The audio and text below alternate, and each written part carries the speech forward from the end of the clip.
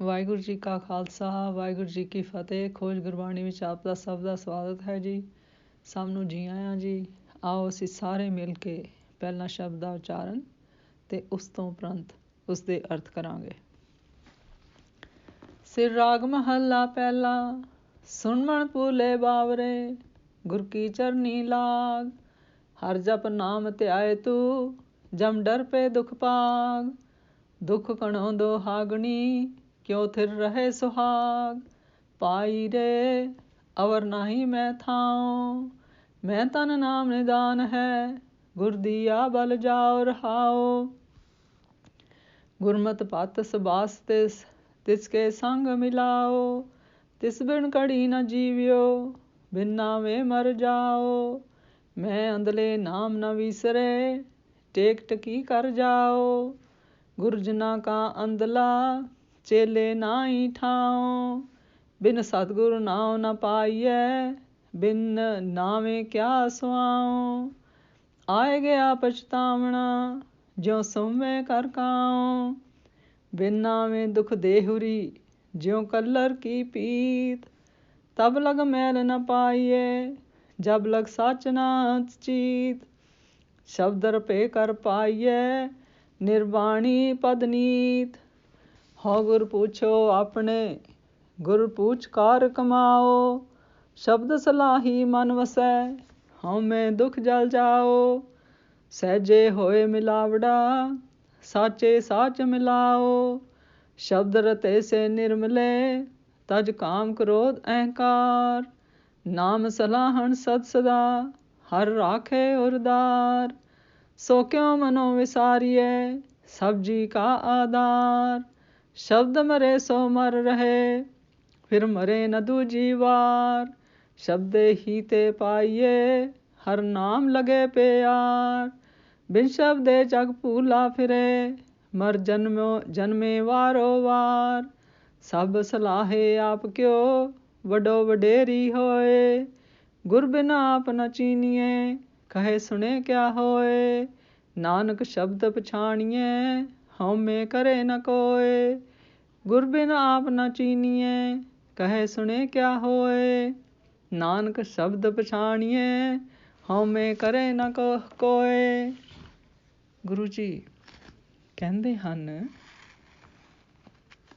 ਕਿ ਹੇ ਭੁੱਲੇ ਹੋਏ ਮਨੁੱਖ, ਮੂਰਖ ਮਨੁੱਖ, ਮੇਰੀ ਗੱਲ ਸੁਣ ਅਤੇ ਜਾ ਕੇ ਗੁਰੂ ਦੇ ਚਰਨਾਂ ਨਾਲ ਲੱਗ ਜਾ। ਗੁਰੂ ਦੀ ਚਰਨੀ ਢਹਿ ਪਾਓ। ਫਿਰ ਤੂੰ ਪਰਮਾਤਮਾ ਦਾ ਜਾਪ ਕਰਕੇ ਉਸ ਦੇ ਨਾਮ ਦੀ ਅਰਾਧਨਾ ਕਰ। ਅਜਿਹਾ ਕਰਨ ਨਾਲ ਤੇਰਾ ਜੰਮਣ ਮਰਨ ਅਤੇ ਜਮ ਦਾ ਡਰ ਚਲਿਆ ਜਾਏਗਾ ਅਤੇ ਦੁੱਖ ਭੱਜ ਜਾਣਗੇ। ਪ੍ਰਭੂ ਰੂਪ ਪਤੀ ਤੋਂ ਵਿਛੁੰਨੀ ਦੁਹਾਗਣ ਰੂਪ ਇਸਤਰੀ ਨੂੰ ਬਹੁਤ ਦੁੱਖ ਹੁੰਦਾ ਹੈ ਕਿ ਉਸ ਦਾ ਸੁਹਾਗ ਕਿਵੇਂ ਸਥਿਰ ਰਹਿ ਸਕਦਾ ਹੈ। ਹੇ ਭਾਈ, ਮੇਰੇ ਲਈ ਹੋਰ ਕੋਈ ਠਿਕਾਣਾ ਨਹੀਂ ਹੈ।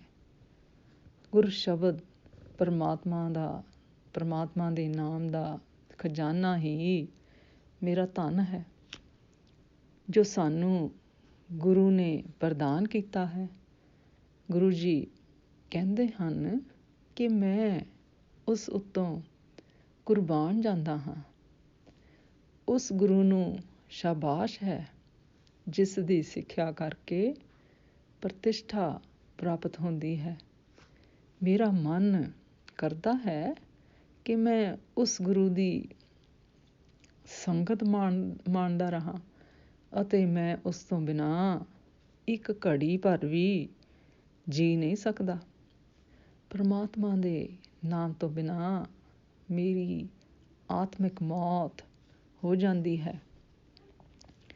ਗੁਰੂ ਜੀ ਕਹਿੰਦੇ ਹਨ ਕਿ ਹੇ ਪ੍ਰਭੂ, ਮੇਰੇ ਵਰਗੇ ਅਗਿਆਨ ਕਾਰਨ ਹੋਏ ਅੰਨੇ ਨੂੰ ਨਾਮ ਨਾ ਵਿਸਰੇ ਕਿਉਂਕਿ ਉਸੇ ਦਾ ਆਸਰਾ ਲੈ ਕੇ ਮੈਂ ਵਾਸਤਵਿਕ ਭਾਵ ਅਸਲੀ ਘਰ ਨੂੰ ਜਾਂਦਾ ਹਾਂ। ਜਿਨ੍ਹਾਂ ਦੇ ਗੁਰੂ ਮਾਇਆ ਦੇ ਪ੍ਰਭਾਵ ਕਰਕੇ ਅੰਨੇ ਹਨ, ਉਹਨਾਂ ਦੇ ਚੇਲਿਆਂ ਨੂੰ ਵੀ ਕੋਈ ਅਧਿਆਤਮਕ ਸਥਿਰਤਾ ਪ੍ਰਾਪਤ ਨਹੀਂ ਹੋ ਸਕਦੀ। ਸਤਿਗੁਰ ਸ਼ਬਦ ਤੋਂ ਬਿਨਾਂ ਨਾਮ ਦੀ ਪ੍ਰਾਪਤੀ ਨਹੀਂ ਹੋ ਸਕਦੀ ਅਤੇ ਫਿਰ ਨਾਮ ਤੋਂ ਬਿਨਾਂ ਜੀਵਨ ਦਾ ਕੀ ਮਨੋਰਥ ਹੈ ਅਤੇ ਸਤਿਗੁਰ ਸ਼ਬਦ ਨਾਮ ਤੋਂ ਬਿਨਾਂ ਫਿਰ ਜੀਵਨ ਦਾ ਕੀ ਜਿਉਣਾ। ਨਾਮ ਦੀ ਪ੍ਰਾਪਤੀ ਤੋਂ ਬਿਨਾਂ ਵਿਅਕਤੀ ਇਸ ਸੰਸਾਰ ਵਿੱਚ ਆ ਕੇ ਪਛਤਾਉਂਦਾ ਹੋਇਆ ਪਰਤਦਾ ਹੈ, ਭਾਵ ਇਸ ਦੁਨੀਆ ਤੋਂ ਚੱਲ ਵਸਦਾ ਹੈ। ਜਿਸ ਤਰ੍ਹਾਂ ਸੁੰਨੇ ਘਰ ਵਿੱਚ ਕਾਂ ਆ ਕੇ ਨਿਰਾਸ਼ ਹੋ ਕੇ ਚਲਾ ਜਾਂਦਾ ਹੈ, ਕਿਉਂਕਿ ਉਸਨੂੰ ਉਸ ਤੋਂ ਖਾਣ ਪੀਣ ਵਾਸਤੇ ਕੁਛ ਨਹੀਂ ਲੱਭਦਾ। ਇਸੇ ਤਰ੍ਹਾਂ ਨਾਮ ਤੋਂ ਬਿਨਾਂ ਸਰੀਰ ਨੂੰ ਦੁੱਖ ਸਹਿਣਾ ਪੈਂਦਾ ਹੈ ਅਤੇ ਉਹ ਇਸ ਤਰ੍ਹਾਂ ਕਿਰਦਾ ਜਾਂਦਾ ਹੈ, ਭਾਵ ਖਤਮ ਹੁੰਦਾ ਜਾਂਦਾ ਹੈ। ਜਿਸ ਤਰ੍ਹਾਂ ਕਲੇਰੀ ਕੰਧ ਕਿਰਦੀ ਰਹਿੰਦੀ ਹੈ, ਭਾਵ ਕੱਚੀ ਕੰਧ ਹੌਲੀ ਹੌਲੀ ਢਹਿਣ ਲੱਗ ਪੈਂਦੀ ਹੈ। ਫਿਰ ਗੁਰੂ ਜੀ ਕਹਿੰਦੇ ਹਨ ਕਿ ਉਸ ਪਰਮਾਤਮਾ ਦੇ ਨਿਵਾਸ ਵਾਲਾ ਸਥਾਨ, ਭਾਵ ਆਤਮਕ ਅਵਸਥਾ ਪ੍ਰਾਪਤ ਨਹੀਂ ਹੁੰਦੀ ਜਦੋਂ ਤੱਕ ਸਤ ਸਰੂਪ ਪਰਮਾਤਮਾ ਚਿੱਤ ਵਿੱਚ ਨਹੀਂ ਵਸਦਾ। ਗੁਰੂ ਦੇ ਸ਼ਬਦ ਵਿੱਚ ਰੰਗੇ ਜਾਣ ਨਾਲ ਵਾਸਤਵਿਕ ਘਰ ਦੀ ਪ੍ਰਾਪਤੀ ਹੋ ਜਾਂਦੀ ਹੈ। ਫਿਰ ਨਿਤ ਅਤੇ ਵਾਸਨਾ ਤੋਂ ਮੁਕਤ ਸਥਿਤੀ ਪ੍ਰਾਪਤ ਹੋ ਜਾਂਦੀ ਹੈ, ਭਾਵ ਨਿਤ ਤੁਰਿਆ ਪ੍ਰਾਪਤ ਹੋ ਜਾਂਦੀ ਹੈ। ਫਿਰ ਗੁਰੂ ਜੀ ਕਹਿੰਦੇ ਹਨ ਕਿ ਤੁਰਿਆ ਪਦ ਦੀ ਪ੍ਰਾਪਤੀ ਲਈ ਮੈਂ ਆਪਣੇ ਗੁਰੂ ਨੂੰ ਪੁੱਛਦਾ ਹਾਂ ਅਤੇ ਗੁਰੂ ਨੂੰ ਪੁੱਛ ਕੇ ਉਸ ਦੀ ਦੱਸੀ ਕਾਰ ਕਮਾਉਂਦਾ ਹਾਂ ਅਤੇ ਮੈਂ ਉਸ ਗੁਰੂ ਸ਼ਬਦ ਦੀ ਸਰਾਹਨਾ ਕਰਦਾ ਹਾਂ, ਜਿਸ ਦੇ ਫਲ ਸਰੂਪ ਪਰਮਾਤਮਾ ਮੇਰੇ ਮਨ ਵਿੱਚ ਆ ਵਸਦਾ ਹੈ ਅਤੇ ਹਉਮੈ ਤੋਂ ਪੈਦਾ ਹੋਣ ਵਾਲੇ ਸਾਰੇ ਦੁੱਖ ਸੜ ਜਾਂਦੇ ਹਨ ਅਤੇ ਫਿਰ ਸਹਿਜ ਸੁਭਾਅ ਹੀ ਪਰਮਾਤਮਾ ਨਾਲ ਮੇਰਾ ਮੇਲ ਹੋ ਜਾਂਦਾ ਹੈ ਅਤੇ ਸਤ ਸਰੂਪ ਪਰਮਾਤਮਾ ਨਾਲ ਮੈਂ ਸਥਾਈ ਤੌਰ 'ਤੇ ਜਾ ਮਿਲਦਾ ਹਾਂ। ਫਿਰ ਗੁਰੂ ਜੀ ਕਹਿੰਦੇ ਹਨ ਕਿ ਜੋ ਗੁਰਮੁਖ ਕਾਮ, ਕ੍ਰੋਧ ਅਤੇ ਹੰਕਾਰ ਆਦਿ ਮਨੋਵਿਕਾਰਾਂ ਨੂੰ ਤਿਆਗ ਕੇ ਸ਼ਬਦ ਵਿੱਚ ਰੰਗੇ ਜਾਂਦੇ ਹਨ, ਫਿਰ ਉਹ ਪਵਿੱਤਰ ਹੋ ਜਾਂਦੇ ਹਨ। ਫਿਰ ਉਹ ਗੁਰਮੁਖ ਸਦਾ ਨਾਮ ਦੀ ਸ਼ਲਾਘਾ ਕਰਦੇ ਹਨ ਅਤੇ ਪਰਮਾਤਮਾ ਨੂੰ ਸਦਾ ਹਿਰਦੇ ਵਿੱਚ ਧਾਰਨ ਕਰੀ ਰੱਖਦੇ ਹਨ।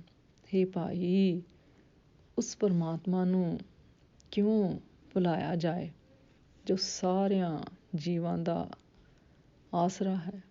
ਜੋ ਗੁਰਮੁਖ ਗੁਰੂ ਸ਼ਬਦ ਵਿੱਚ ਆਪਣੇ ਆਪ ਨੂੰ ਮਾਰ ਲੈਂਦੇ ਹਨ, ਭਾਵ ਜਿਹੜੇ ਆਪਣਾ ਭਾਵ ਛੱਡ ਦਿੰਦੇ ਹਨ, ਫਿਰ ਉਹਨਾਂ ਦੇ ਵਿਕਾਰ ਮਰ ਜਾਂਦੇ ਹਨ। ਫਿਰ ਉਹ ਗੁਰਮੁਖ ਦੂਜੀ ਵਾਰ ਆਤਮਿਕ ਤੌਰ 'ਤੇ ਨਹੀਂ ਮਰਦਾ। ਸ਼ਬਦ ਦੀ ਸਾਧਨਾ ਦੁਆਰਾ, ਭਾਵ ਗੁਰੂ ਸ਼ਬਦ ਦੀ ਸਿੱਖ ਧਾਰਨ ਕਰਨ ਦੁਆਰਾ ਪਰਮਾਤਮਾ ਨੂੰ ਪ੍ਰਾਪਤ ਕਰੀਦਾ ਹੈ ਅਤੇ ਹਰ ਨਾਮ ਨਾਲ ਪਿਆਰ ਪੈਦਾ ਹੁੰਦਾ ਹੈ। ਗੁਰੂ ਸ਼ਬਦ ਦੀ ਸਿੱਖ ਤੋਂ ਬਿਨਾਂ ਸਾਰਾ ਸੰਸਾਰ ਭੁੱਲਿਆ ਫਿਰ ਰਿਹਾ ਹੈ, ਜਿਸ ਦੇ ਫਲਸਰੂਪ ਬਾਰ-ਬਾਰ ਜੰਮਦਾ ਅਤੇ ਮਰਦਾ ਰਹਿੰਦਾ ਹੈ। ਦੁਨੀਆ ਦੇ ਸਾਰੇ ਲੋਕ ਆਪਣੇ ਆਪ ਨੂੰ ਸਲਾਹੁੰਦੇ ਹਨ ਤਾਂ ਜੋ ਉਹਨਾਂ ਦੀ ਪ੍ਰਤਿਸ਼ਠਾ ਵੱਡੀ ਤੋਂ ਵੱਡੀ ਹੋਵੇ, ਪਰ ਗੁਰੂ ਤੋਂ ਬਿਨਾਂ ਆਪਣੇ ਆਪ ਨੂੰ ਸਮਝਿਆ ਨਹੀਂ ਜਾ ਸਕਦਾ। ਗਿਆਨ ਦੀਆਂ ਗੱਲਾਂ ਦੇ ਕਹਿਣ ਸੁਣਨ ਨਾਲ ਨਹੀਂ ਸਵਰੀਦਾ। ਗੁਰੂ ਜੀ ਕਹਿੰਦੇ ਹਨ ਕਿ ਗੁਰੂ ਦੇ ਸ਼ਬਦ ਦੇ ਉਪਦੇਸ਼ ਸਿੱਖ ਲੈ ਕੇ ਹੀ ਆਪਣੇ ਆਪ ਨੂੰ ਪਛਾਣਿਆ ਜਾ ਸਕਦਾ ਹੈ। ਆਪੇ ਦੀ ਪਛਾਣ ਤੋਂ ਬਾਅਦ ਕੋਈ ਹਉਮੈ ਨਹੀਂ ਕਰਦਾ। ਭਾਵ ਹਰ ਕੋਈ ਆਤਮਿਕ ਤੌਰ 'ਤੇ ਸਥਿਰ ਅਵਸਥਾ ਨੂੰ ਪ੍ਰਾਪਤ ਕਰ ਲੈਂਦਾ ਹੈ। ਗੁਰੂ ਜੀ ਉਪਦੇਸ਼ ਦਿੰਦੇ ਹਨ ਕਿ ਗੁਰੂ ਦੀ ਚਰਨੀ ਲੱਗ ਕੇ ਹਰਨਾਮ ਦਾ ਸਿਮਰਨ ਕਰਨਾ ਚਾਹੀਦਾ ਹੈ। ਗੁਰੂ ਸ਼ਬਦ ਨਾਮ ਹੀ ਮਨੁੱਖ ਦਾ ਜੀਵਨ ਆਧਾਰ ਹੈ। ਇਸ ਤੋਂ ਬਿਨਾਂ ਮਨੁੱਖ ਦੁੱਖਾਂ ਸੰਕਟਾਂ ਵਿੱਚ ਘਿਰਿਆ ਰਹਿੰਦਾ ਹੈ। ਸੱਚੇ ਗੁਰੂ ਤੋਂ ਬਿਨਾਂ ਭਾਵ ਗੁਰੂ ਸ਼ਬਦ ਦੇ ਦੱਸੇ ਰਸਤੇ ਉੱਤੇ ਚੱਲਣ ਤੋਂ ਬਿਨਾਂ ਨਾਮ ਦੀ ਪ੍ਰਾਪਤੀ ਸੰਭਵ ਨਹੀਂ ਹੈ। ਸੱਚੇ ਗੁਰੂ ਦੇ ਸ਼ਬਦ ਵਿੱਚ ਰੰਗੇ ਜਾਣ ਨਾਲ ਜੀਵਨ ਪਵਿੱਤਰ ਹੁੰਦਾ ਹੈ ਅਤੇ ਸਤ ਸਰੂਪ ਪਰਮਾਤਮਾ ਦੀ ਪਹਿਚਾਣ ਹੁੰਦੀ ਹੈ। ਅੱਜ ਦਾ ਵਿਚਾਰ ਕਰਦਿਆਂ ਮੇਰੇ ਕੋਲੋਂ ਅਨੇਕਾਂ ਭੁੱਲਾਂ ਹੋਈਆਂ ਹੋਣਗੀਆਂ, ਉਸ ਵਾਸਤੇ ਮੈਂ ਖਿਮਾ ਦੀ ਜਾਚਕ ਹਾਂ ਜੀ। ਵਾਹਿਗੁਰੂ ਜੀ ਕਾ ਖਾਲਸਾ, ਵਾਹਿਗੁਰੂ ਜੀ ਕੀ ਫਤਿਹ।